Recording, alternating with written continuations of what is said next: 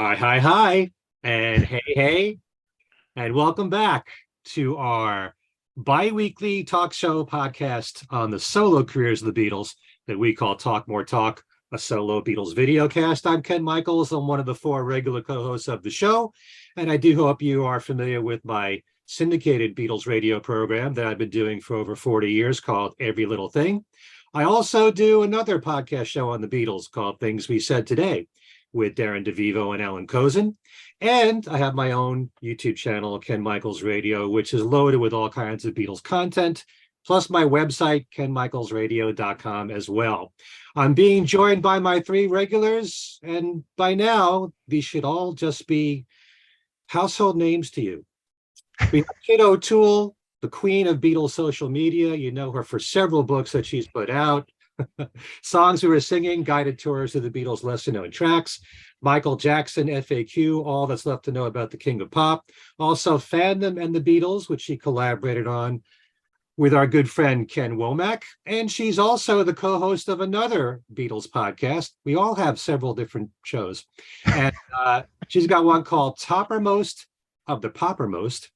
Welcome, Kit. Thank you so much, Ken, and good to be with you all again. And hello, everyone who's watching. And it's going to be a fun show tonight. It's always a fun show. Indeed. I'm with you guys. It's always fun. Absolutely. How could it be other's with a hostess such as you? Thank you, Joe. Nothing like another Honeymooners reference there. We also have Tom Giamatti with Wait, what? Honeymooners reference? On Talk More Talk? That's What? for you, Gary Wilbur. We might slip in a few more for you, Gary. No. Tom is known for his other podcast show, which he co-hosts with Andy Nichols, Two Legs, a Paul McCartney podcast. It's all about Paul, and nothing but Paul. Wall-to-wall Paul on Two Legs. Wall to wall, Paul. Now that, my friend, is maybe a good title for a Paul McCartney podcast. Wall to wall, Paul. Okay, you heard it here first, but I got to get Yeah. some visuals for that, I think. Yeah. Tom, hello.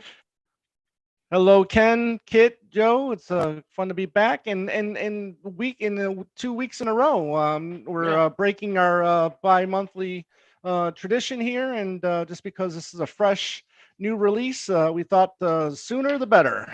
Yeah, Absolutely. if we have something to celebrate, like a brand new release, chances are we'll try to get a show on quicker. Yeah. And that's certainly what we're doing now. And of course, we've got Joe Mayo with us, known for his own YouTube channel, Mean Mr. Mayo. Lots of Beatles shows. Anytime there's anything in the news, he's right on there. And all kinds of shows he does on the Beatles. And welcome, Joe. Hello, welcome, Joe, and also thank you. That was a mistake. Hello, Ken. Thank you. Hello, Tom. Hello, Kit. Sorry, I'll be all right. As we mentioned, I'll tell you, last week I was in rough shape, but this week I'm still in Yeah. rough shape. I tell you. Rodney tonight. Yeah. I had a friend who could recite every Rodney Dangerfield joke. Oh, I can. Tom can. I think we can. No, I can't. So as we were saying a few moments ago, we are celebrating the release of this baby right here. It came out last Friday, October 13th on CD. It's also on 10-inch vinyl and on cassette as well. It's Ringo's fourth EP called Rewind Forward, 4 new songs from Ringo.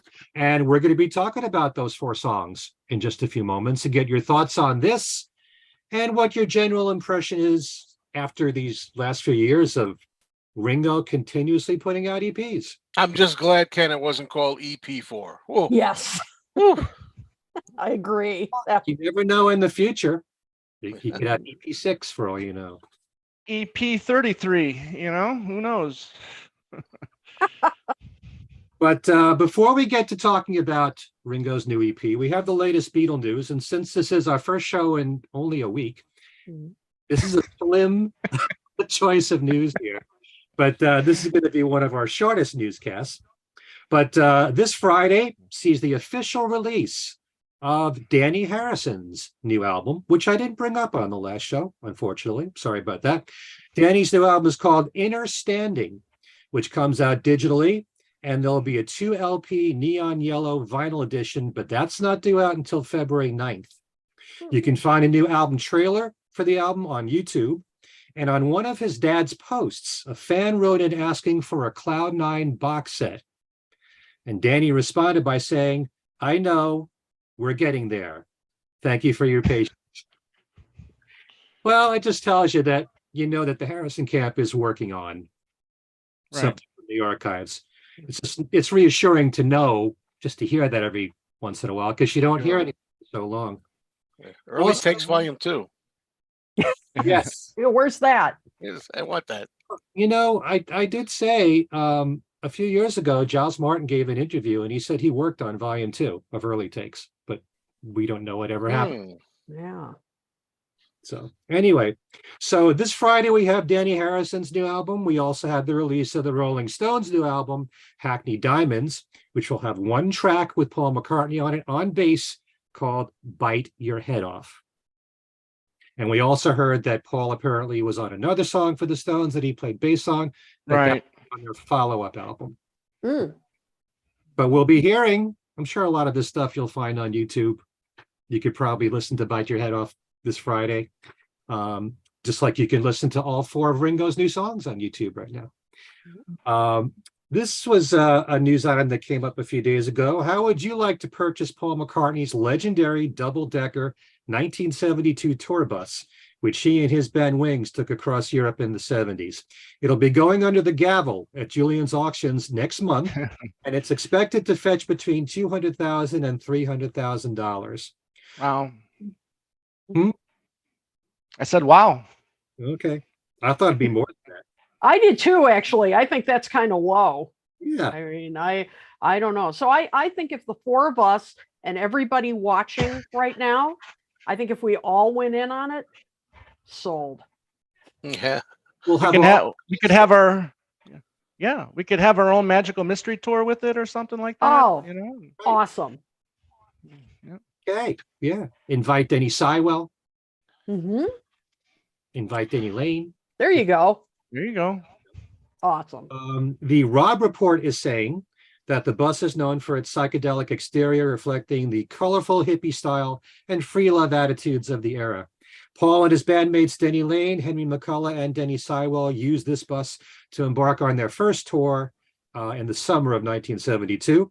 The bus carried them and their families more than 7,500 miles across 9 European countries. The weathered bus was discovered a few years ago in Spain and was brought back to the UK. It has been meticulously restored at a workshop in Essex. The bus still features bunk beds, as it did back then, and it has an original trunk that Denny Sywell donated. The upper deck, which was once home to beanbags, mattresses, and a playpen for the children, now folds down to become a mobile stage. Now, this auction will take place at the Hard Rock Cafe in Nashville, Tennessee, November 16th through the 18th. The name of this auction is Julian's Played, Worn, and Torn, Rock and Roll Iconic Guitars and Memorabilia. Julian's and the Hard Rock Cafe also offered a special contest. This was such a cool idea. To take a ticket to ride on the bus through stops in London with Frida Kelly as the tour guide. Oh, fun. Cool. So that's interesting. So the auction is taking place in Tennessee, but then yet the bus is still in the UK. It's in the UK. They're going to be hitting Paul McCartney and Beatles landmark sites. But unfortunately, I hate to tell you folks, this contest ended on Friday. Oh, well. Wah, wah. We're finding out about it a few days before it happens. Wow. On March the 18th of 1973, Paul and Wings became the first band to perform at the Hard Rock Cafe, Old Park Cafe in London. And this private tour's first stop will be at the Hard Rock Cafe and Piccadilly Circus, where they will pick up the winners. The ride is supposed to happen tomorrow. I envy all those fans that get to hang out with Frida Kelly for that time. Yeah. Frida, don't let me down tomorrow. Yep. Good old Frida. Oh, how fun is that? So You yeah. know, there's a lot of great pictures. There's a lot of great pictures out there with Paul, the band, and that bus. So you can Google, the bus and wings, and you can see all these great pictures with them, surrounding the bus or in the bus or on top of the bus, you name it. With the You'll family, find the pictures out there. Yeah. have Paul, Linda, and the kids, accompany them on the tour. Yeah. Also, you may know that May Pang's new documentary, The Lost Weekend, A Love Affair, was just released digitally and on Blu-ray. That was also last Friday. The George Harrison tribute, formerly known as Harry Fest, will be running this Saturday at White's in Westport, Massachusetts. I will be there to conduct a conversation about George Harrison's solo career. I'll also be there with Boston radio legend Chachi LaPrette. We're going to be hanging out together, talking about George's solo career and hanging out with the folks. That's this Saturday, again, at White's in Westport, Massachusetts. Beatles on the Beach Festival. There'll be another one in Delray Beach, Florida. That takes place January the 24th through the 28th. The main headliner is Cheap Trick for this. Oh, If you want more information about this, you can go to BeatlesOnTheBeach.com. All right. Also, we should take note that Ken Womack's new book, the first of two, on Mal Evans, called Living the Beatles Legend, The Untold Story of Mal Evans, comes out November the 14th. And we are hoping to have Ken on the show to talk about it. And you've got some special news yourself to tell about Ken and the book. yes, indeed. He is going to be along, I believe, with Gary Evans, who is Mal Evans' son, they're going to appear at the Rock and Roll Hall of Fame on November 17th. I know that because I'm going to be there. I'm going to be seeing them there. The details are not out yet about how to buy tickets and so forth. It will be coming out soon. As soon as we know, I will post the information on our Talk More Talk Facebook page. But very exciting, really looking forward to seeing it. I assume he will be selling books, signing books there. So I hope to see you there. And so, as I said, as soon as we have all the information, I will definitely post all the details on our page, and and hopefully we'll be doing a show before then. So we will also announce more details on this show. Okay, that is great news to hear. Okay, congratulations to Ken and Gary. Yes, indeed. That big event there. And finally, we note the passing of Rudolph Isley, one of the founding members of the Isley Brothers. Beatles fans, of course, know the Isley Brothers for their recording of Twist and Shout. They also recorded the song Shout, let us not forget that, which the Beatles covered on the TV special Around the Beatles. Other hits for them included This Old Heart of Mine, It's Your Thing, and Fight the Power. Okay, and Rudolph passed away on October the 11th. He was 84. All right. Wow. This was a rough week for passings. I mean, a lot of Susan Summers. Mark Goddard of Lost in Space. Yeah, Lost in Space. Actress Piper Laurie, who was in Carrie and The Hustler. So a lot of pass. And wasn't the head of Apple there from 69 to 71? Didn't he just pass away recently as well? Yes. I forgot the name. I forgot the forget name. the name too. Somebody will know in the comments. Okay. Yes. Let us know. Surprised that Yes. happens. Okay. Yes. Somebody. Please let us know. Yes. Let us know in the Yeah. comments because, yep, the name is escaping me too. Yes. Passed from Lewy body dementia, I believe. It was terrible. But yes, he passed away recently. I know somebody will say the name in the comments.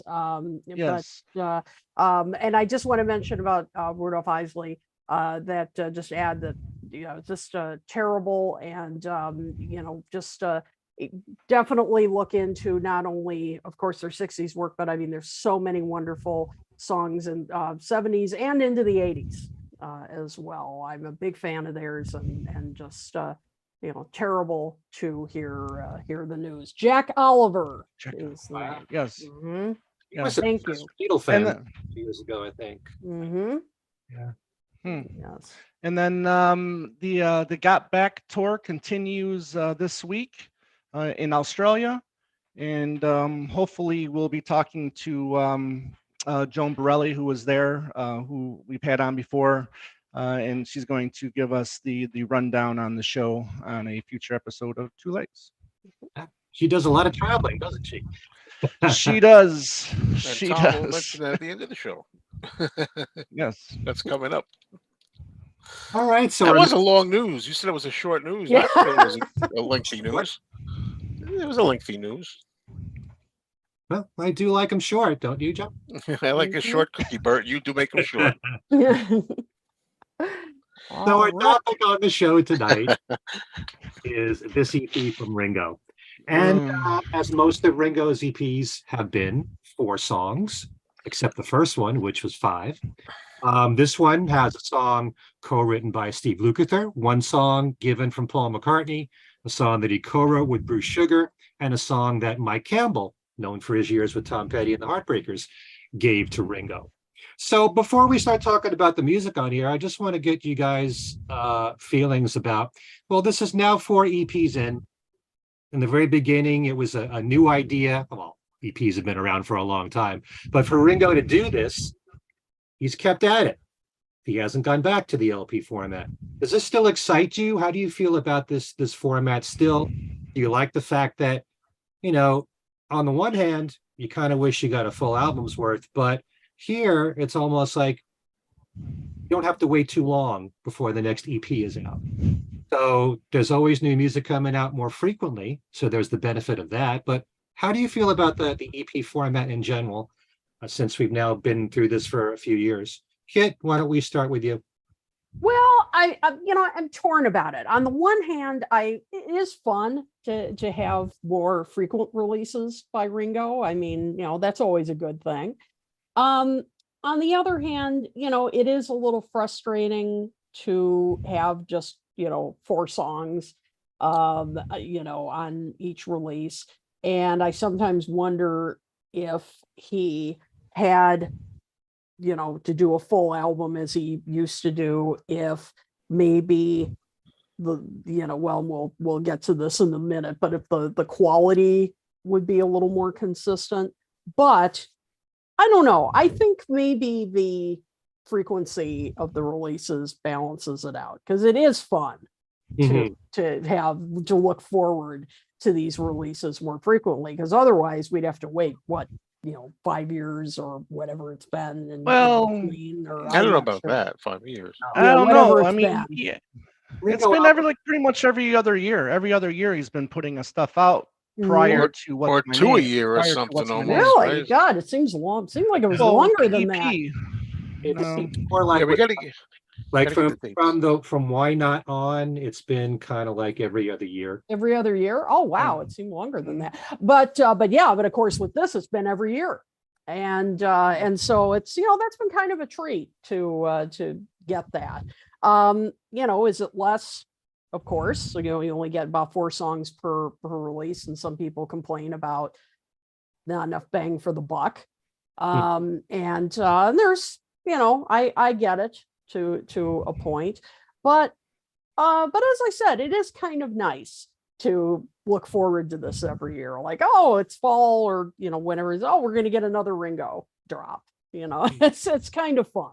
So despite the kind of varying quality, I do enjoy getting this yearly treat. Yeah, So, I do recall saying when we first heard about Ringo doing this, I thought from a business point of view, it's kind of brilliant. yeah. Because every time he puts out an EP, he can give interviews, and then he gets press. And every time that he tours, and sometimes he'll have 2 tours in a year that last 4 or 5 weeks. So he can give interviews for that or tie it all together. So there's a lot more attention given to Ringo this way, instead of waiting once every 2 years for the next album. Although he still would give interviews when he tours anyway. But still, he's got a lot to talk about, and he's in the news more often for that reason. Keeps his name out there. Absolutely. Yeah. Tom, how about So there's a message from Joanne here. really? Yeah, gentlemen, your fans are asking you to stand up and model your shirts. They want to see the shirts. Yeah. I didn't put my Ringo ones on That's the today. I'm best I could sorry, do. guys. But you've always got Well, I do have one. yeah, yeah. Well, I mean, like Kit said, they are fun. And Ken, I mean, you're right as a for business wise. I mean, yeah, I mean, it's keeping his name out there, right? I mean, we're not waiting, we're not forgetting about Ringo for a year and a half or so. I mean, he's been putting these consistently out, and then he's already got the next one done, right, which is I think the country one, and then he's already talking of another one after that. So yeah, I mean, his name is out there now. Ken, last time, and Joe, last time you saw him, does he sell his CDs at his concerts? I didn't see that there. I know, I don't remember that. Yeah, because I think that would be a good thing too. Yeah. People are there, right? They're just seeing him. Maybe he can mention, "Hey, I got a new EP out. It's at the merch tent or wherever it is," and maybe he can boost sales that way too. I mean, if he's not going to play the song, a new song live from these EPs, he's got to do something to promote, Well, whether it's interviews, like you said, he's doing a lot of interviews, but then he can also say something during his shows as well, if he hasn't. So, I mean, unfortunately, I wasn't able to see Ringo this year. But anyways, they're fun. Would I prefer a regular album or a full length LP instead of an extended play or whatever? Yeah, sure. But yeah, it's fun to get the new music out. That's what we want, whether it's an LP or an EP. Just keep in, and hopefully we'll like them, right? I mean, it's that's the fun of it. I mean, it's fun to have it, but it's even better if we like the material he's putting out as well. oh, that's far more important than anything else, is the quality of the material. But Right, I've exactly. noticed in recent years that he hasn't had his CDs or EPs there for sale. Yeah. Right. That's really a shame. And that's a shame. Perfect opportunity. Right. I mean, it is a shame because like people know. I mean, I've worked a lot of concerts. I've gone to a lot of concerts, and I usually would go to the merch, and a lot of acts do sell their whether they're the LPs or the CDs. People do that now these days. So I think it would benefit Ringo as well. Yeah. Well, mainly the T-shirts. Yeah. They're great. I love all Yeah. that stuff. Hmm. Same thing Right. with Paul. Mhm. I'm not sure that his more recent albums have been available at his concerts. Yeah, that I don't remember as well. But No. anyways. Yeah. Mhm. Joe, how do you feel about the EP format? Well, generally speaking, as a record collector, I really like 10-inch records. It's a novelty. I kind of like it as a collector. And it's cool having Ringo with the miniature sized 10-inch cover. I like that. Um, I don't know. We have to look at the dates. I mean, it seems to me that Ringo has come out with these EPs a little faster. It seems to me. I don't know. The first one was. Did we get the first one in 2020 or 2021? I don't remember. But Zoom in. I have Zoom in Zoom. right here. I think I have that in my notes. The Yeah, print is small. I don't mean to waste time with this, but I'm going to pad the show. 2021. We Yeah. got Zoom in 2021. 2021. There you go. Yeah, it just Okay. so in 2 years we got four, right? And the thing is, now he's got the other one, the country one is presumably the songs are recorded, they're ready, everything's ready, and he's probably going to he's not going to wait till next October to put out the next EP. So what I'm trying to say is, although I know what Ringo's doing, and I'll take Ringo music as long as he's doing music, I don't care. I'll take it as I can get it. Mhm. But I'm starting to think now, well, you got enough for an album. I mean, at first he was saying, "Oh, I like to do EPs, just do a few at a time, like 4 at a time, and that's it, and put it out." Instead of a whole album. Meanwhile, you got a whole album though, Ringo. I think, and it's you're kind of like putting them multiple EPs instead of one with 14 tracks or whatever it is, 13, 14 tracks. Mhm. But also at the same time, if he's going to do a thing like a theme EP, like the country one is going to be just all country, that excites me. Everybody's been waiting for a country album from Ringo Right. for a long time, Yeah. and if we can get a country EP, I'll take that. Mhm. So I'm in mixed feelings about it. I like the EPs. Like Kit said, it's cool to get these things to have. quickly. But they almost think he's got enough that he can actually, you know, hold off and put them all on one disc sometimes. So I'm a mixed feeling.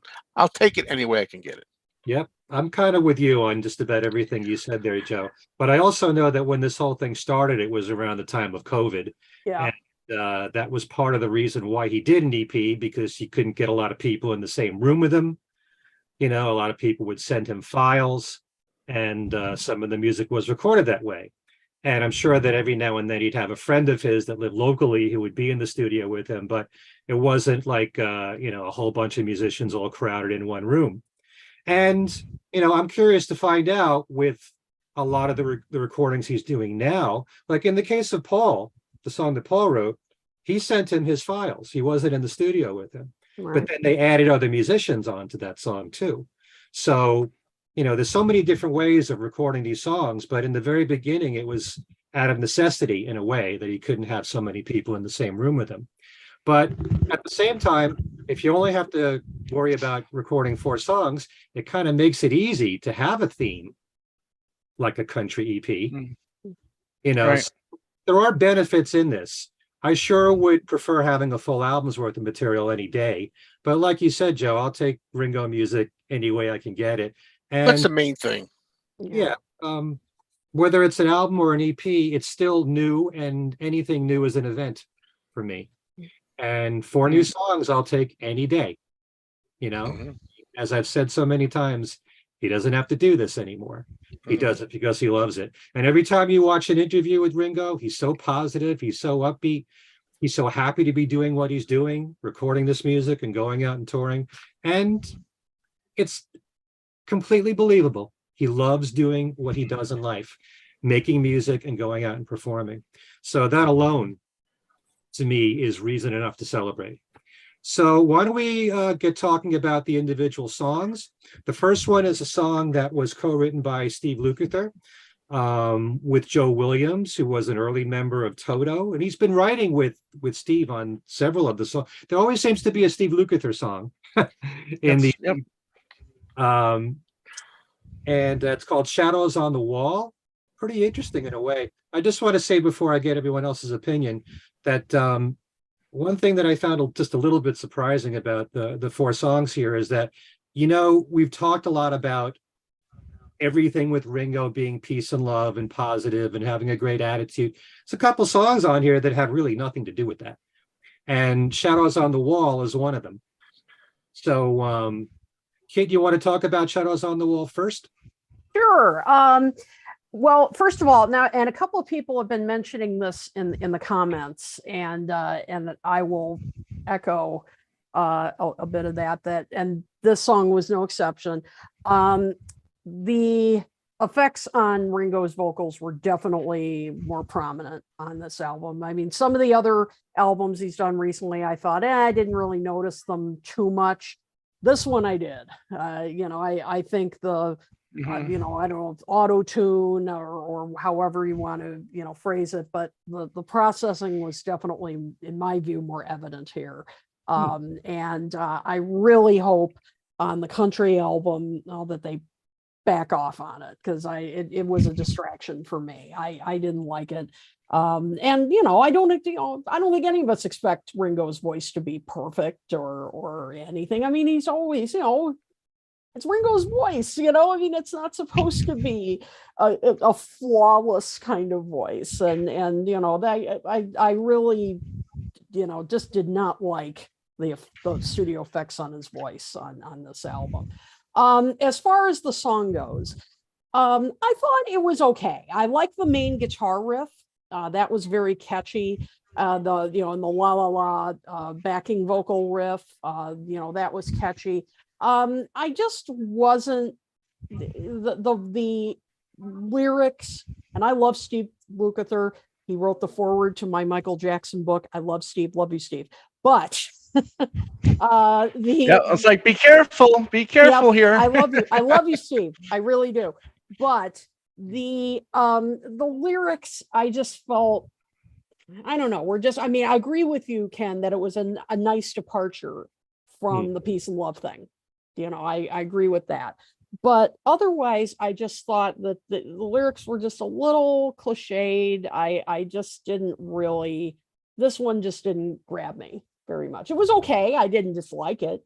But I just, I just didn't think it was that memorable a song just for me. So yeah, this wasn't a real standout.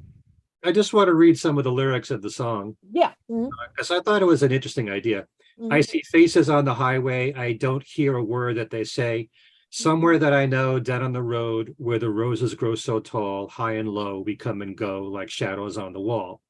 I wonder if the faces see me. I've seen everything you could see. So this whole idea of driving on the highway and seeing shadows on the side and wondering if they see you, that's kind of interesting. That's something that's kind of different.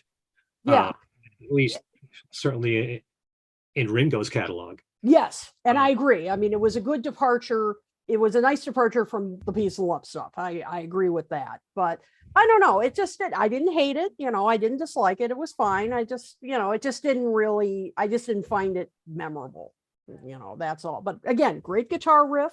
It was, that part I thought was very catchy. But other than that, okay. All right, Tom, what are your thoughts on Shadows on the Wall? A little like Kit. I travel a lot, so I was, when I was first hearing the song and listening to the lyrics, and I was kind of hoping that I would like this one a little bit more than I do. I mean, I see faces on the highway. I can't hear a word that they say. To me, this might be my least favorite of the Lukather penned tracks that we've gotten these last 4 EPs.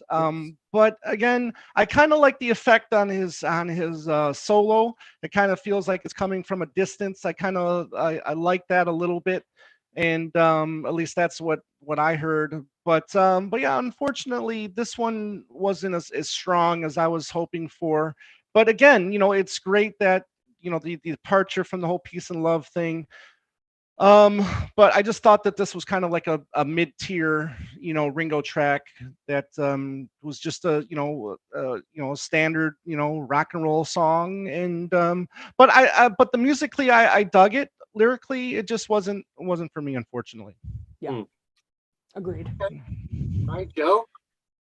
I don't have much to say about it really. To me, it's my least favorite of the 4. It didn't do it for me. I don't care for the la la la la la's in this song. I mean, there may be other songs where I like la la la's. I know in Ringo's last EP, I like ya ya ya ya. That I like. That's I don't know. completely different. There's no accounting Right. for taste. Who knows? Who knows why? But to me, it didn't sound. My first impression was, oh, it sounds typical of what we've been hearing from Ringo lately. It didn't sound that different. Um, Guitar was okay. Again, if every time we discuss a Ringo album, and I feel I've been doing this before Talk More Talk, before I joined in 20, I think it was 15 with Postcards from Paradise, I don't hear the auto tune. And in a way, I'm glad I don't. Every time I talk, I'm like, let me listen to this. Maybe if I really listened carefully, I would hear it. Sometimes I think Ringo's voice might be a little too in the back. Yeah. I look him a little more maybe up front sounding, and sometimes. Yeah, but this one just didn't do much for me, and yeah, I didn't. I wish I could say, yeah, everybody, I hear what you're talking about, those enhanced vocals, or maybe I don't want to. I'm glad I don't want to. I see the same thing every time. I first heard about it like around Postcards from Paradise. Everybody was discussing it, and every time a Ringo item comes out, they mention it. Somebody does, and I just don't pick up on it really. It's not that blatant enough, I guess, to me. Mm. I will, yeah, I would like to add but I feel like, which is a benefit on this one. I feel like his vocals are more upfront than they have been on past EPs and LPs. For my ears, so I dig that a little bit more than his past EPs. So I That's thought that was interesting. really good about these 4 tracks. It shows you how people hear things differently. Then Yeah. Yeah. See, for me, the effects on his voice just absolutely stood out. Well, for I'm me. not talking Blew me necessarily away. talking about the No, I know effects. what you I just mean. think that Yeah, just his his the vocals voice. were mix. brought. Yeah, his Mix. vocals were brought up more in the mix. Yeah, Yeah. for sure. Oh no, I know what you're saying. Yeah. On certain songs, I would agree with you. You know, Mhm. Yeah. I think Shadows on the Wall, definitely. There are Mhm. times when I really feel, not just here, but on previous EPs and LPs, that his vocals are not as upfront as they should be. Mhm. Right. I'm very big on all artists. I want their vocals to be upfront. I have excellent ears. Wink 55. My eyes are going, but my ears perfect. And I thought I had great ears because on a lot of contemporary music, especially what's on contemporary hit radio, a lot of R&B, a lot of today's country music, I hear auto-tune loud and clear. Yeah. I don't really hear it as much with Ringo. Certainly, listen to Money. If Oh you well, that Oh, auto-tune that's there, different. Yeah, that you then can that get you your can ears hear. that, cleaned out. That was part of Right. the that was on deliberate effect. purpose. That was But intentional to make it over the top. yeah, well, anyway, but I don't really notice it on this EP. But Shadows on the Wall is probably my least favorite of the four, but I still like it a lot. I love the guitar playing, the repeated guitar riff Yeah. that Steve Lukather does, and the other lead guitar work that he does. He's such a powerhouse, and you know that when you see him live with Ringo, or if you've ever seen him live at all with Toto or anybody else. It's a decent song. And I do like Ringo's vocals on it. I don't really see a need for auto tune with Ringo when most of the time he sings in a lower key. I think his vocal range. I think he tries to shoot for something lower than he did before, and that's fine. If he's comfortable doing that, that's what he should do. But I don't really hear the auto tune. But I still like the song. Um, let's move on to the second one, which is the one that Paul McCartney gave to Ringo, called "Feeling the Sunlight." Let's go backwards this time and start with Joe. Okay, thank you. Well, I love this song. It's my favorite song on it. The first time I heard it, fell in love with it right away. Nothing great, but it fits Ringo so well. I saw a bit of an interview with Ringo where he was talking about how he asked Paul, write me a song or something, and he sent over the song, but on the work demo or tape, whatnot, he said that the drums were already on it. He said, "Well, we have to take those off." He's gonna do his own drums. But that's what he mentioned in an interview that I saw. But right away, I mean, I liked it. I liked it more when I heard it another couple of times. The lyrics aren't anything uh, deep, and they don't have to be for a song like that. But I find that when you're liking a song, it doesn't matter what it is. Who cares about lyrics? If you're going to criticize a song, oh, the lyrics, they could have been better. Hmm. But it's typical Paul. I'm amazed. We all are always amazed. This man, Paul, he's 81 years old. How many songs has he put out and written? Hundreds of songs, whatever it is, and still he can have earworms. It's amazing. Like Paul, you continue to do that, and it's in my head, and I can't get it out of my head. The chorus there and everything. After the first time, he still has that gift, and Mhm. it's a real gift. And to me, I was calling it like a modern cousin of Good Day Sunshine. Like, the way it's again about, I just get the feeling, just forget your cares, and the sun is out and all that. So that's what I get out of it. It's a positive song, and it's a good feeling. I've had some people that talk to me on my comments on my channel, saying they didn't like the line about it just goes to show sometimes you just don't care. Sometimes something like that. You just a- Sometimes a- you have to admit that you admit that you just don't care. And I think and one person said, whose name shall go nameless, he said, it shows Paul didn't care about the lyrics. Yeah, he doesn't care. I'm like, no, it means who care, not a care. I take it as not a care in the world. You just don't care. Let it go. Enjoy Right. yourself. So anyway, I could go on. Paul sings along, right? He's in there, but uncles. wish he was a little more prominent. But I'm just glad that Paul's on it too, singing it. But I really enjoy the track. Very good. Thomas. hands down, the best. Uh, Best song on the EP. And hey, listen, I mean, and my hopes weren't that high for this, to be honest with you. I'm just like, okay, he's giving Ringo a song, great. I was not expecting anything, but when you're hearing the song right away, you are just bopping your head. It's, again, like Joe said, it's a very positive song in my opinion. Lyrically, it's not much, but musically, it's everything. I mean, it's just a feel good track that I expect, to hear from from Paul musically. Again, lyrically, we can debate his silly, mean nothing or positives, whatever songs you want to call them, but this is a fun track. I love everything about it. The melody's great, the playing's great, and I'm fine with just hearing sunshine, or I'm sorry, sunlight, from Paul in the backing vocals. That's fine for me. But musically, I think everything is here. I mean, I would consider this just under 6 o'clock and way above Attention in pure gold. So, but that's why you said. how about Private Property? Where do you put Private Property? Maybe on the same level as this track, but yeah, I do like the sometimes it's good to admit that you just don't care. I mean, Yeah. it's a carefree world, right? Just sometimes live your life carefree, and and then don't let the small stuff or the drama That's me. bother That's you. me, Just Tom. yeah. That's me I all the way. know, Joe. But really though, this is, I mean, and I can hear the auto tune, I think, in Ringo's voice on this one, and but it's fine. It doesn't bother me one bit, because again, it's just such a well crafted track in my opinion. But yeah, it's great. It's really good, really great, really great. Find it tough to add to what you guys are saying, but anyway, Kit.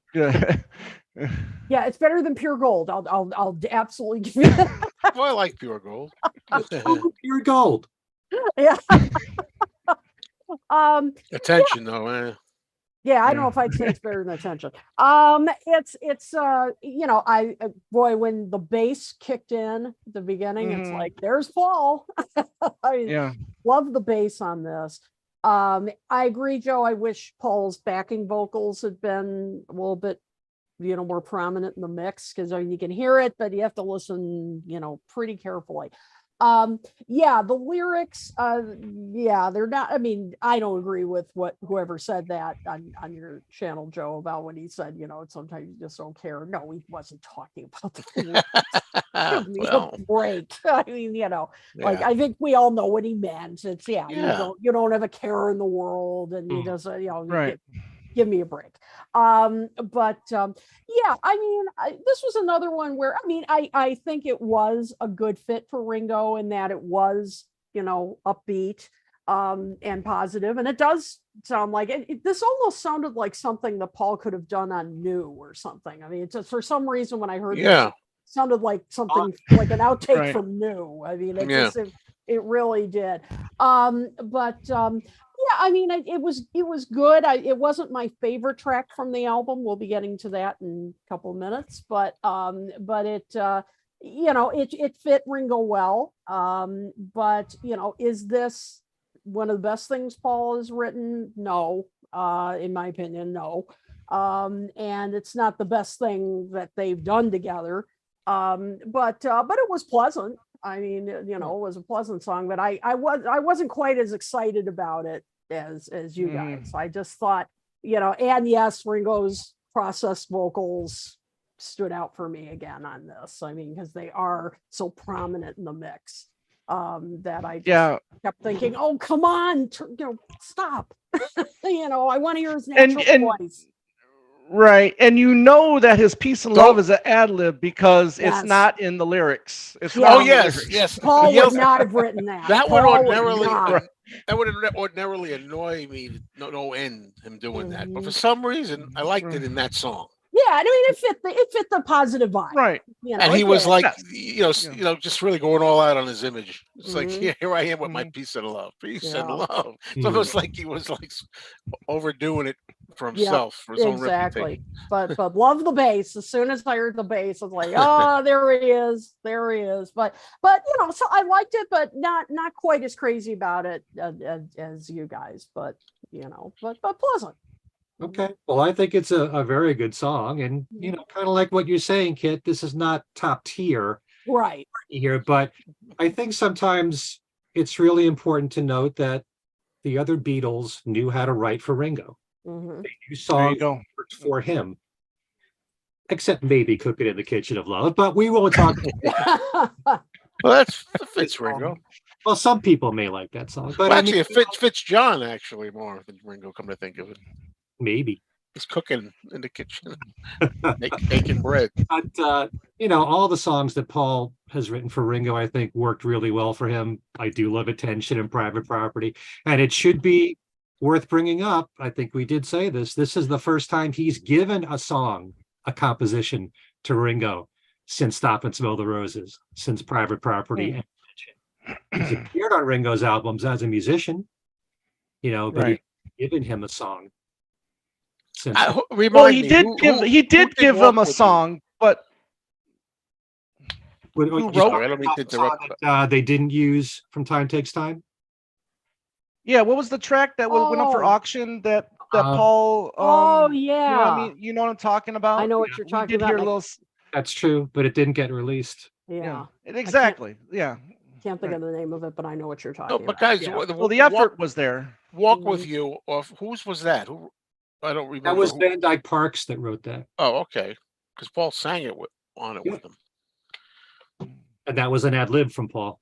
He came up with that in the studio.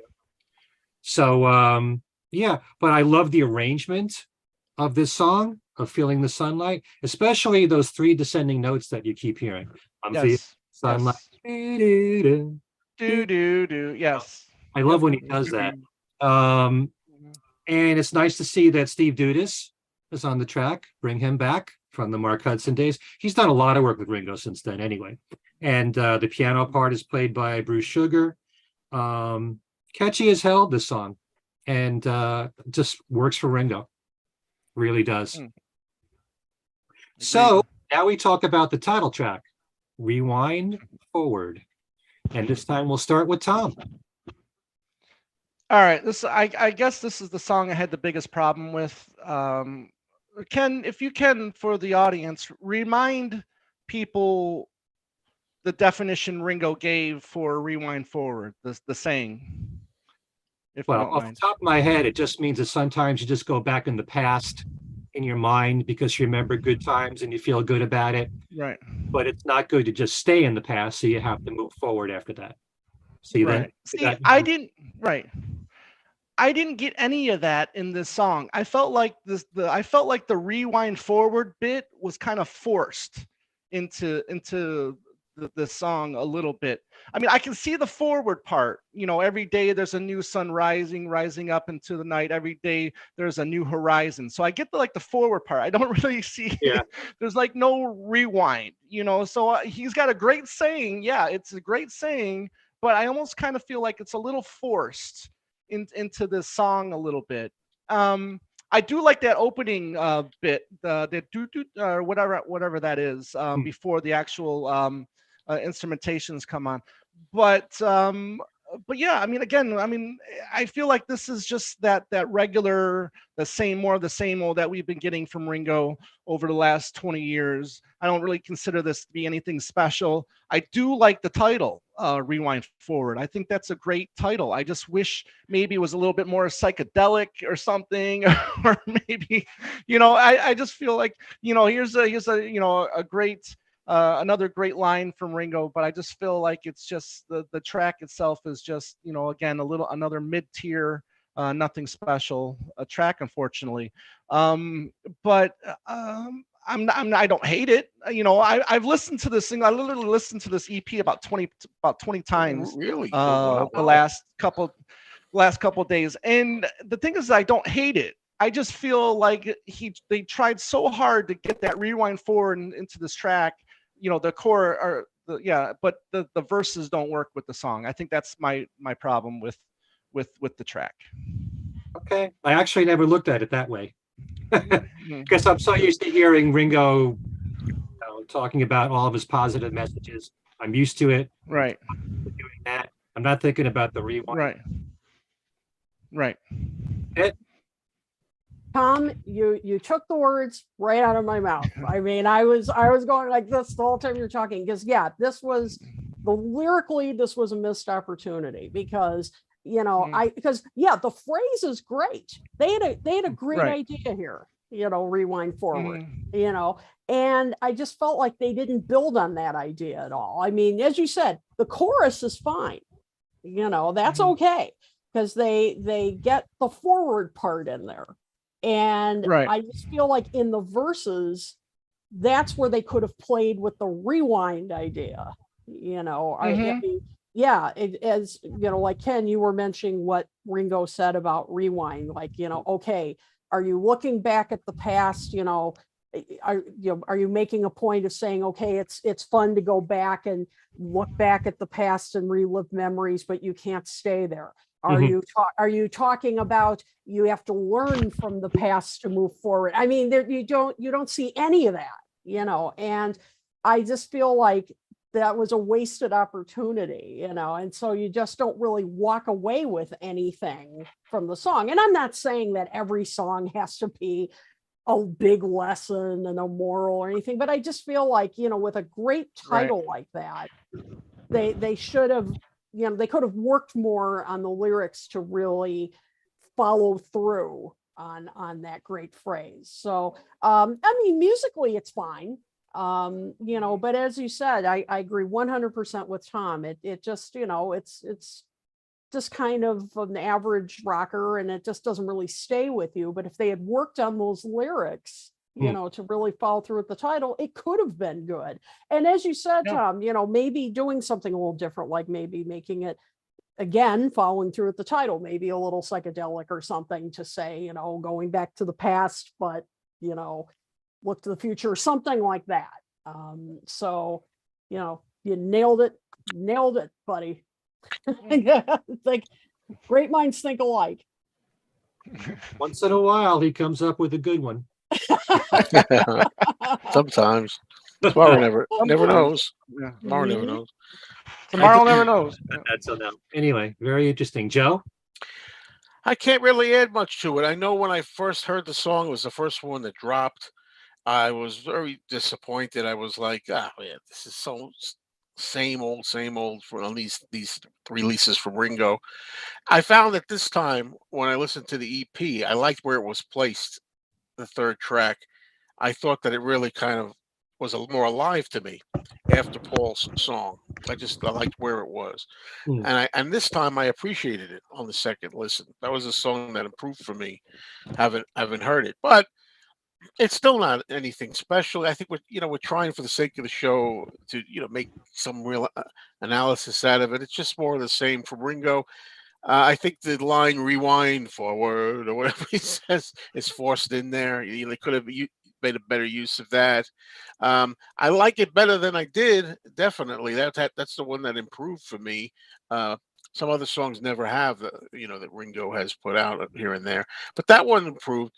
That's still all the same. I think it's just another Ringo EP track. I don't know how many years to say, even before the EPs. It's just another this batch of Ringo from like the last 20, 15 years or whatever. It's another standard track, nothing exceptional, but it was welcome at the same time coming after Paul's. I don't know. I liked it better in the flow of the EP rather than by itself. I agree with that. Most I could say it does sound a little better within the LP. I agree with that. Yeah, well, these are all great comments, and gave me something to think about here. I mean, I don't mind Ringo with constantly giving us positive messages and peace and love. If these are what he feels in his heart, this is what he should be doing. A lot of it, if the words flow really well, and I do love the chorus of Rewind Forward, it sticks out in my brain. It's so memorable for me. And just to read the words, because I love these words. Every day there's a new sun rising up into the night. Every day there's a new horizon. Everywhere another mountain to climb. Every day another lesson to learn. Everywhere another page to turn. Reach for the Stars, Rewind Forward. Just love the words there. And, I don't expect Ringo to give us real heavy messages of lyrics, in his songs. I don't think of that for him. Most of what he says is light entertainment. But the words, when he's trying to talk about peace and love, are very serious to him. He says it in every single interview.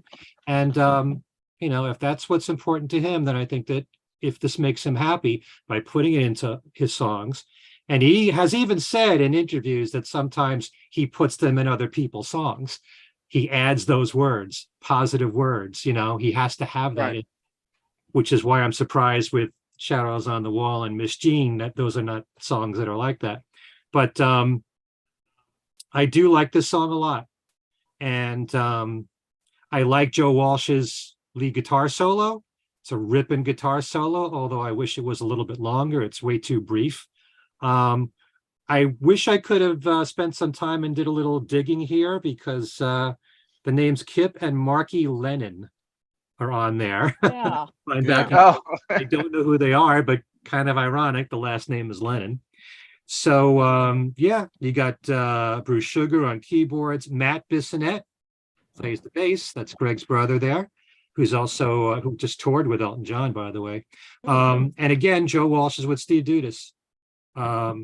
Steve Dudas is on another track here. And I always loved Steve's guitar playing too. So I like Rewind Forward quite a lot. And so now we talk about what I have a feeling might be, I just have a hunch. Everyone's favorite on this album, EP. We'll see. Miss Jean, written by Mike Campbell.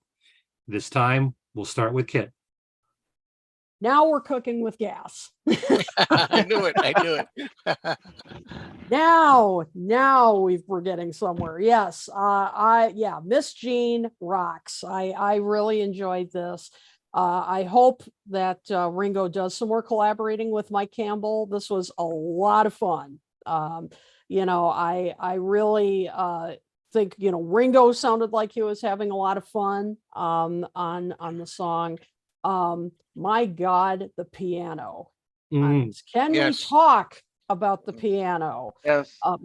By Ben Montench. I hope I'm pronouncing that correctly. Yeah. Oh my God, that just good old fashioned, rock and roll piano. I mean, that was incredible. And of course, Mike Campbell on guitar. I mean, Ringo, and the vocal, effects were so on Ringo on this one, but they weren't quite as prominent because of just, the overall mix on this, because of the guitars and the drums, the piano. I mean, they weren't quite, his voice wasn't quite as prominent, up front in the mix.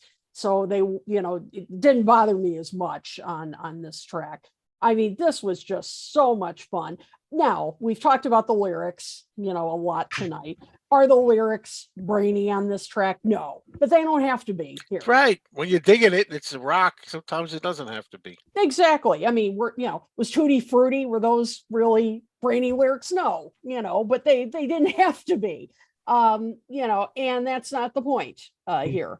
As I said, Ringo just sounded like he was having a blast on this. And, we've heard him doing songs like this on other albums, where it's just, whether they're covers or songs that sound like 50s rock, and I mean, he's going back to his roots here, and he's having a ball. So I love this. This is, now, as I said, now we're getting somewhere. I loved it. Hope he collaborates more with Mike Campbell. Okay. All right, Tom. I think the Heartbreakers found their new frontman, Ringo Starr, and the Heartbreakers. Now, I know Feeling the Sunlight might be my favorite track, but this is the most fun I've had with a Ringo song, probably since you got to Get Up to Get Down. I just really, really had a lot of fun with this track, and I continue to have fun with this track. I look forward to hearing this track every time I play this EP. Now, my favorite line from this whole EP is, is "Here she comes again with that nothing but trouble grin." I think that's one of the best lines Ringo's had on a EP. And of all these 4 EPs, I think that's the best. I love that lyric. I just love that lyric, and it's Ringo. I mean, I think that's just a classic Ringo line in a song, and this is just a you know what. And then another thing is when Rewind Forward ends, Miss Jean starts like almost right away, in the intro of that kind of almost feels like a coda to Rewind Forward. To me, I mean, that's just, if you listen to it, it just comes in like it's almost just going to go into, like, Rewind Forwards is going to go into a jam, but no, it's actually the next song. But so I have fun with Miss Jean. Again, this is the most fun I've had with the Ringo song. I mean, it might end up being my favorite. I mean, this might wipe "Feeling the Sunlight" off the top the top of the mantle for me, because this, again, I'm talking about it. It's just this is great. It's great. It's great. You like it? Wow. I love Yeah. I love it. He I love likes it. it. He likes I love it. it. I don't think Yeah. you like it. Yeah, love this track. Okay. And you, Joe. Well, it's my second favorite track. Again, I echo everything that Kit and Tom are saying. It's the meat and potatoes. It's really a little dirty, down and dirty. I don't mean dirty, sexually. I mean down and Filthy. dirty, gritty. It's Filthy. rock. I I just I love it. I think it's a great way to cap off the EP. I'm a fan of Tom Petty and the Heartbreakers. Mike Campbell wrote this, but I mean, I don't think it sounded too much like the Heartbreakers, but that doesn't matter, you know. I like it. I was going to say what Kit said. I love sometimes simple lyrics when you're enjoying a rock song, even stuff like Miss Jean. Tell me what it means. What are you going to rhyme with Jean? Mean. But I don't know. I really like it. And the piano, I noticed right away. I was going to mention that. It really, really good. It really like a classic rock feeling to it. Uh, just an amazing track. Some people have said. I know my friend Robert S is in the comments, and other people said they thought it runs a little long. I didn't really get that out of it. I don't feel it overstays It's a its welcome. jam. Yeah. Jams it's a jam. go a little Yeah, long. Yeah, and I mean, maybe it could have been trimmed a tiny bit, but I yeah. mean, maybe a little, but it didn't bother me that much. Because I mean, I think it's under 5 minutes. I think. Yeah, it is. And if I remember, and the other songs are kind of short. So no, Mhm. but I mean, it's a real treat at the end there. Mhm. I'm a big fan of it. Okay. Yeah, the song runs over 4 minutes, and most of Ringo's songs are in the 2-3 minute category. So that may seem a bit too long when you're used to, Ringo's usual format. But Mhm. I do feel like it has a bit of a Heartbreakers feel, certainly the guitar sound in there and that repeated riff throughout the song. I love everything about it. It's a solid rocker. I do wish Ringo's vocals were brought up more. It seems a little bit buried. And like you said, Ben Montench, especially the last minute to a minute and a half where you really hear the piano very prominent in the mix. Wow. Excellent stuff right there. Incredible. Yeah, it's a great way to end the EP. I kind of like the EP for, this is really a pop and rock EP. There's no reggae on it, and there's nothing wrong with having reggae. I love when Ringo does something different. The last EP, we were praising Free Your Soul. Yeah, that was great. And deservedly so. So Right. that was like a smooth jazz kind of a tune, but this is all pop and rock. Short and simple. You like that style of Ringo, you're probably going to like this EP a lot. Would you say this is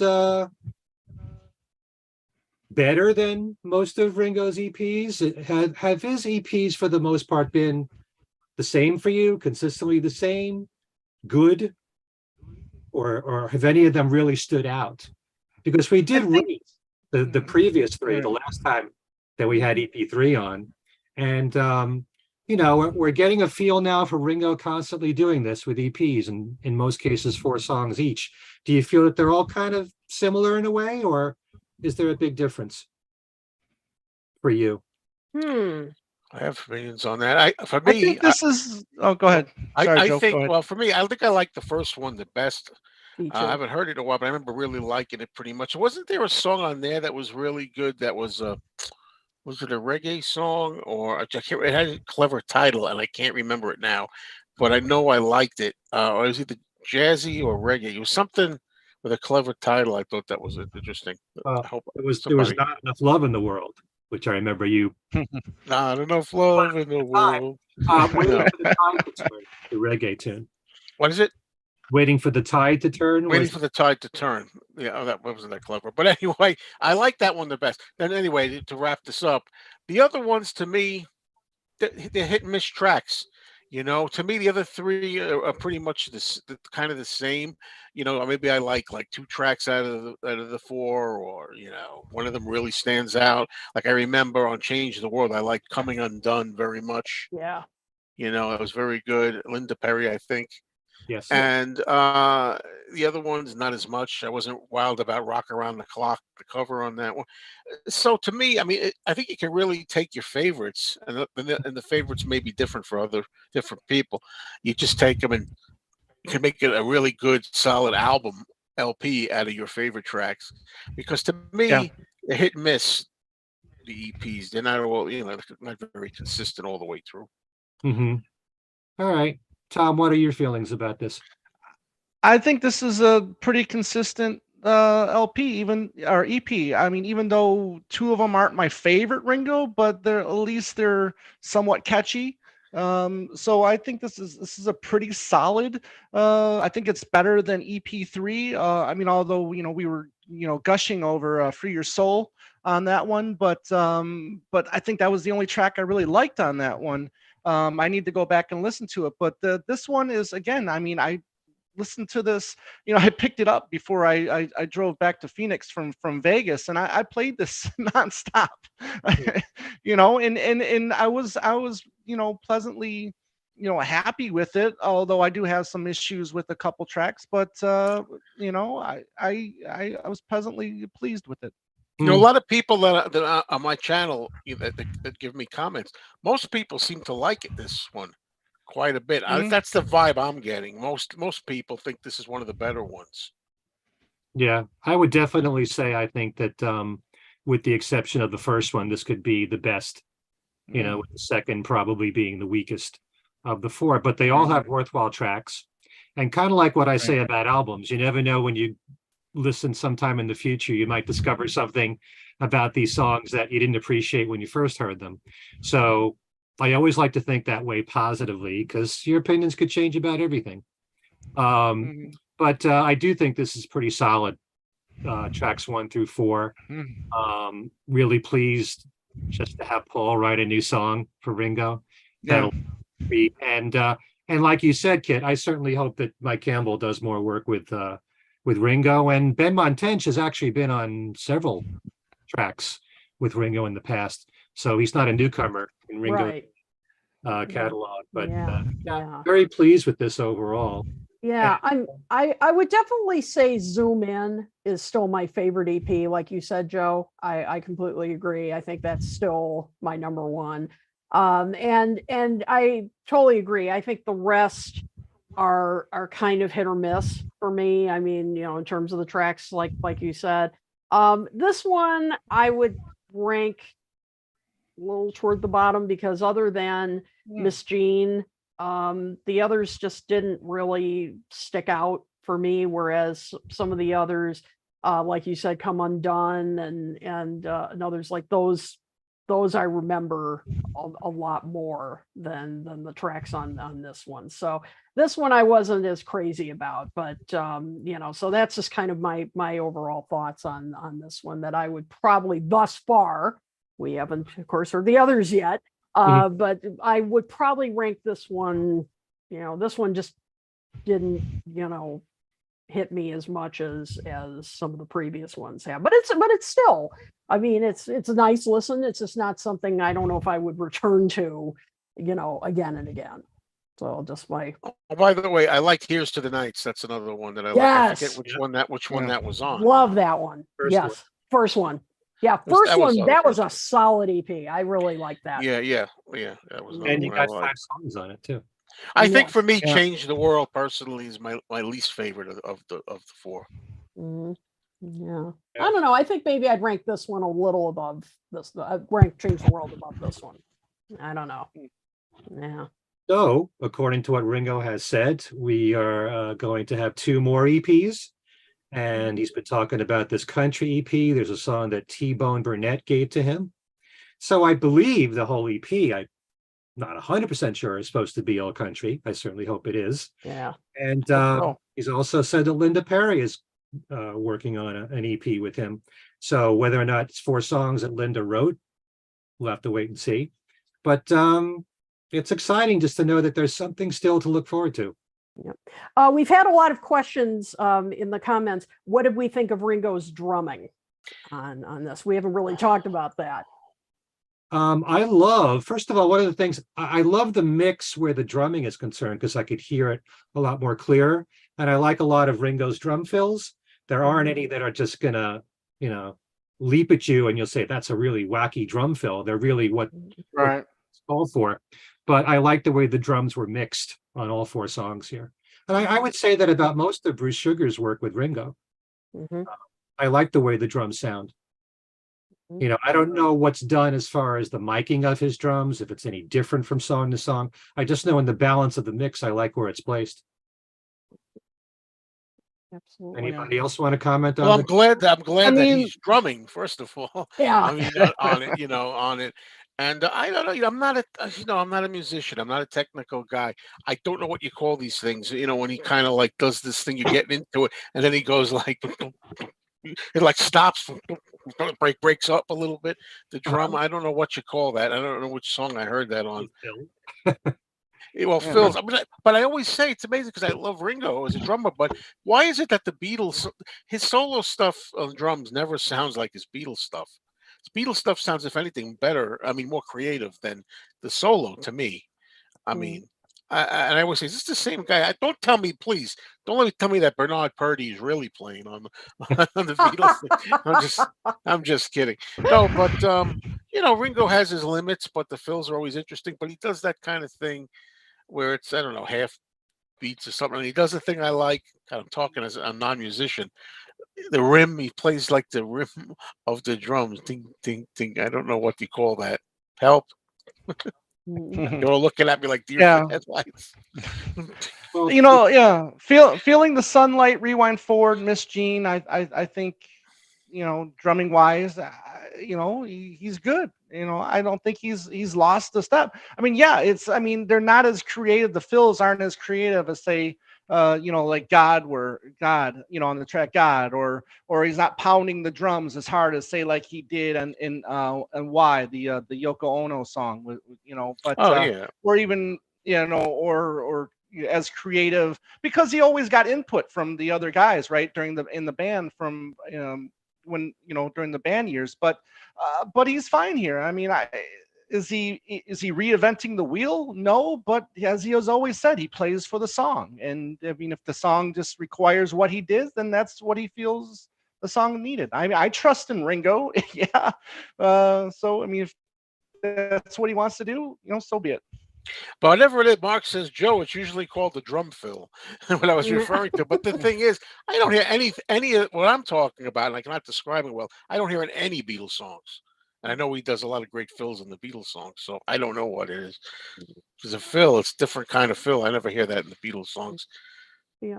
well, sorry, in the Beatle days, there's a lot of experimentation done as far as Right. producing, how everything was mixed, how things were mic'd. There's so much that you hear about with the drums where the mic placement was and loosening the skins of the drums, and that affects the sound of the drums. And I just don't know how much Ringo gets involved with that today. Yeah. Yeah.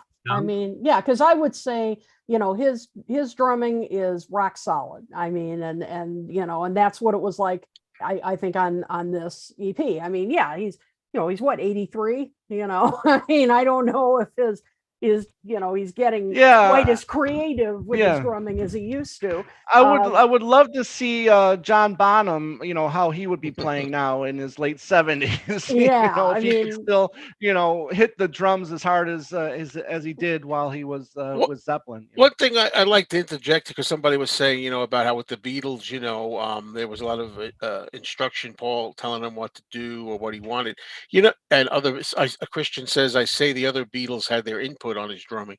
I agree. It's interesting. Ringo always said he says, I believe in playing what I feel at the time, Yeah. and all that kind of stuff. I remember saying that many times. And then Paul says in that famous 1980 musician interview, he said, we always gave Ringo direction on every number. Yep. There was hardly a time where we said, just play what you feel. I remember him saying that on the audio interview, and I'm like, wow. Yeah, that's funny you bring that up, because I could only think of certain instances, like I think it's Stick It to Ride, where Paul was telling him what to play on the drums.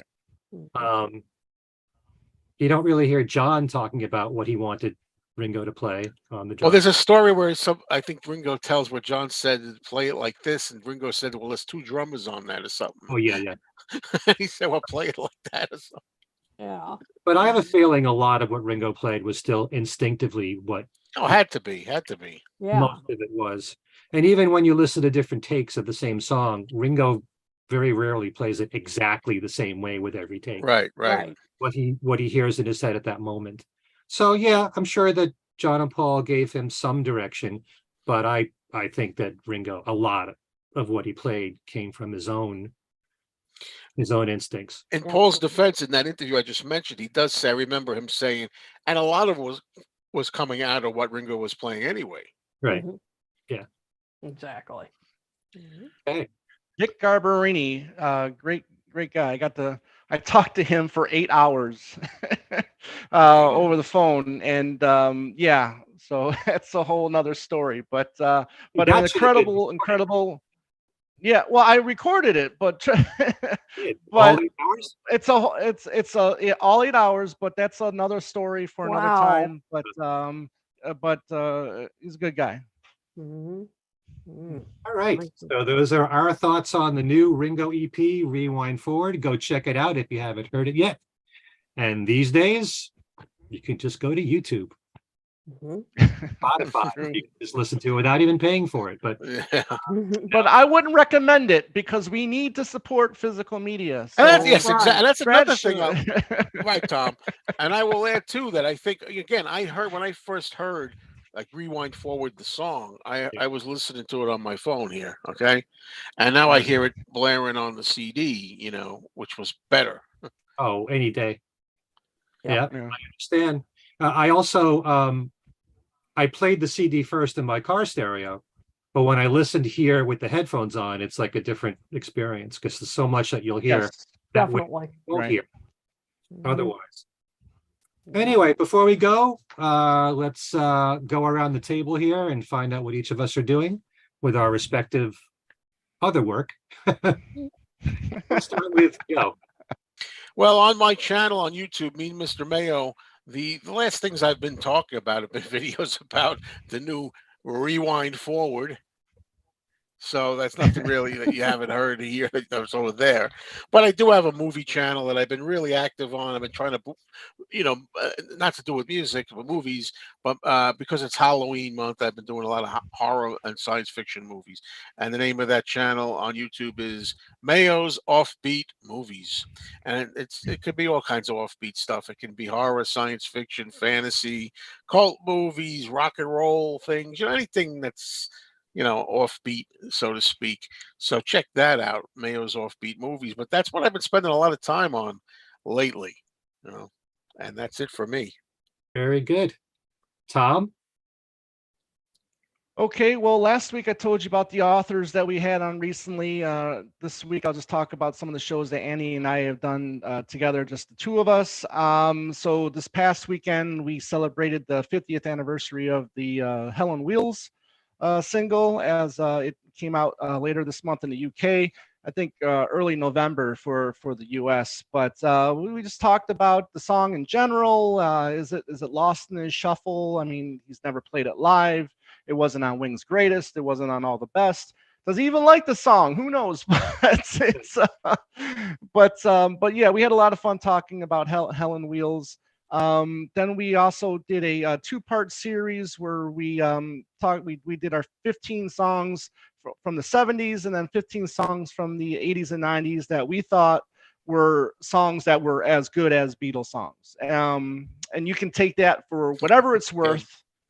But again, we feel that there's plenty of songs in Paul's solo career that are just as good as any of the great Beatle tracks out there. And we talked about that. And then, like I said earlier in the show, we're hopefully going to talk to Joan Borelli, who is in Australia right now as we speak, and patiently anticipating the first show of the continuation of the Got Back tour from Paul. And hopefully we'll have that up in a couple of days or that day after we talk to her. Who knows? You never really know. So check our YouTube channel, Two Legs, a Paul McCartney podcast. You can email us any kind of ideas that you might have at twolegspodcast@gmail.com. And we look forward to hearing from you. And thank you all for subscribing to that channel and to this channel, Talk More Talk. Okay. What do you guys think? Is Paul going to make any change in his set list? Oh, very few. Very few. Yeah. Very few. It'll I think it'll be a rehash of the tours from the last 10 years. Mhm. If he does a song that he hasn't done, I will be as shocked as anyone. Yep. I would really love to. I mean, it would be so cool if he would just do one track that you would not expect, like a Helen Wheels, something like that. He's done that. No, he's never done it live. No. I mean, he's done that, surprising you with something like temporary secretary. Yeah, temporary secretary. Or when he did too like many that. people, that was really a Yes. surprise. Yes. And I've got a feeling the first for the time Wings I heard fans. Yeah. the Wings fan. But they know better all the history. They know better. Right. And if he ever did any song on this tour now that he's never done live before, I would be so thrilled. Yeah. Any song, Yeah. really. Absolutely. But when you're talking about especially hit records that went top 10 or number one that he's never done live, I don't know anybody else that's had a number one record that they haven't done live. Mhm. And he's never done Uncle Albert. With a little luck. He's never done Say. He's never done a little luck. Although he rehearsed it with Wings, he didn't do it live. Yes, rehearsed. Right. So what other artists can I can understand him not doing Uncle Albert or Admiral Halsey. I can understand that. That might be a little too technically difficult. Who knows? Maybe they can do it, but I can understand him not doing that. Yeah, but Helen Wheels is at the top of my list. Awesome. He's so good live. Yeah. He might be able to pull that off too. I mean, he did High, High, High. I think so. Yeah. He's done High recently, and he did it in the Wings Over America. Yeah, that's right. Junior's Farm he brought back. So put the whole song, the other verse in, please, Paul? Yeah, the short version. I'll take it away. Yes. That would be a dream. Mm-hmm. Oh, there's so many songs he could do. Yeah. Now you're talking Christmas miracles, Ken. I do believe in miracles. Yeah. Well, first of all, for us, you can find us, of course, right here on this channel. Please subscribe if you haven't already. And thank you all, as always, for your support. We couldn't do this show without you. Whether you're tuning in live, whether you're watching this on the replay, thank you so much. You can also find us on virtually any podcast streaming platform you can think of, and please subscribe us and rate us while you're there, if you would. You can also email us at talkmoresolotalk at gmail.com. Oh boy, little rusty, folks. We'll get there. Yeah, get up there, kid. talk@gmail.com. You can also you can follow us on Twitter at talkmoretalk1, the number 1. Excuse me, not Twitter, X. I keep it, formerly known as Twitter, whatever it is.